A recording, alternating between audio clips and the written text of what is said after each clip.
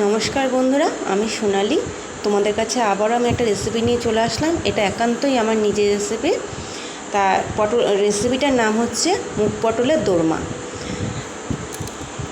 তোমাদেরকেও দেখালাম আমি পটলগুলো কেটে তার ভিতর থেকে বীজগুলো বের করে রেখেছি। তাই এবারে আমি তার আগে মুগ ডাল কিছুটা ভিজিয়ে রেখেছিলাম। তাই মুগ ডালটা আমি জল ঝরিয়ে রেখেছি। তাই একটা মিক্সার বোলের মধ্যে আমি মুগ ডালটা আর যে পটলের বীজ আর কয়েকটা কাঁচা লঙ্কা নেব, নিয়ে একসাথে আমি পেস্ট বানিয়ে নেব। তো পেস্টটা আমার রেডি হয়ে গেলে কড়াইতে একটু তেল দিয়ে তার মধ্যে পেস্টটা আমি দিয়ে দেবো। দিয়ে যে আঠা আঠা হয়ে আসবে ওর মধ্যে একটু নুন আর হলুদ দিয়ে দেবো। দিয়ে যখন একদম আঠা আঠা পুরো হয়ে আসবে পটলের পুরের মতন, তখন ঠান্ডা করে আমি যে পটলগুলো ছাড়িয়ে রেখেছিলাম তার মধ্যে এটা ভরে রাখবো।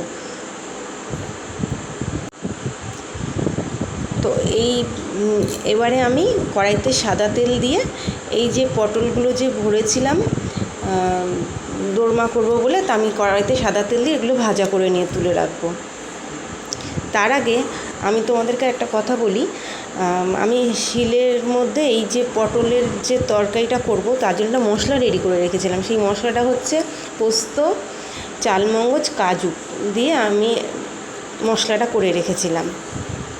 সেই মশলার ভিডিওটা হয়তো তোমাদের সাথে আমি দেখাতে পারছি না, ভিডিওটা করতে ভুলে গেছিলাম।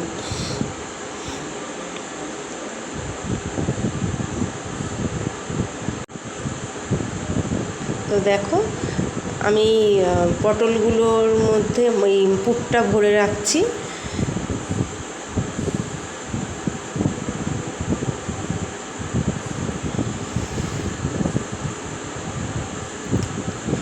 এবার কড়াইতে তেল দিয়ে এগুলো আমি ভাজা করে তুলে রাখবো।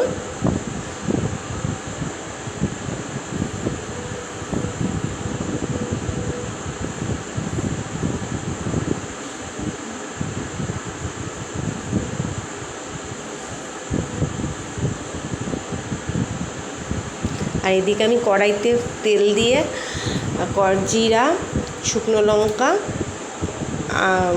ফোড়ন দিয়েছি। দেওয়ার পরে যে আমি মশলাটা করে রেখেছিলাম সেই মশলাটা আমি কড়াইয়ের তেলের মধ্যে দিয়ে দিলাম। তা ওর মধ্যে আমি একটু হলুদ, নুন, কাশ্মীরি লঙ্কার গুঁড়ো, যেহেতু কাঁচা লঙ্কা আমি বেটে দিয়েছিলাম কয়েকটা, তোমাদের বলা হয়নি।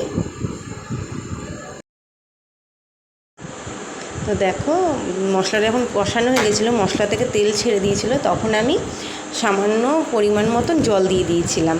আর ঝোলটা যখন ফুটে উঠেছে তখন আমি ভেজে রাখা পটলগুলো দিয়ে দেবো।